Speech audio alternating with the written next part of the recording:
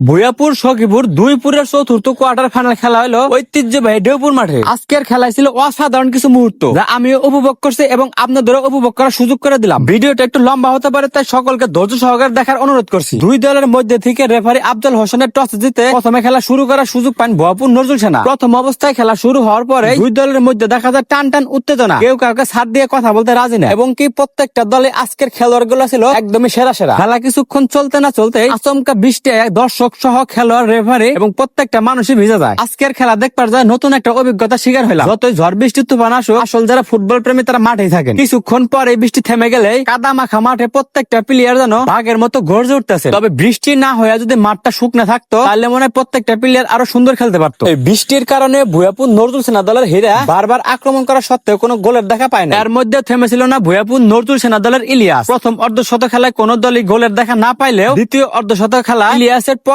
তিনটা হ্যাটট্রিক গোলে বিজয় লাভ করেন ভুয়াপুর নজরুল সেনা দল। এর মধ্যে চেষ্টার কমতি ছিল না সখীপুরের। পর্যাপ্ত পরিমাণ চেষ্টা করা সত্ত্বেও তারা কোনো গোলের দেখা পায় না। 3 গোলে সখীপুরকে হারায়া ভুয়াপুর নজরুল সেনা পৌঁছে গেল সেমিফাইনালে। ভুয়াপুরের জন্য রইল শুভকামনা, আর যারা হেরে গেছেন তাদের জন্য রইল সান্ত্বনা পুরস্কার। হেরে যাওয়া মানে পিছিয়ে পড়া নয়, সামনে এবার দ্বিগুণ শক্তি নিয়ে ফিরে আসা। অবশেষে ধন্যবাদ জানাই দেওপুরবাসীকে এত সুন্দর খেলার একটা আয়োজন করার জন্য। কথা বলতে বলতে এবার আমার বিদায় নেওয়ার পালা। তাই সবশেষে সবার কাছে জানতে চাই, আজকের এই দেওপুর ফুটবল খেলার মাঠে কে কে উপস্থিত ছিলেন আর কে কে খেলা দেখছেন। আর সবার কাছে বিশেষভাবে একটা অনুরোধ করা হলো, উত্তর টাঙ্গাইলের মধ্যে এত সুন্দর একটা ফুটবল খেলার আয়োজন করা হয়েছে শেয়ার করে পুরো বিশ্বের সামনে তুলে ধরার জন্য।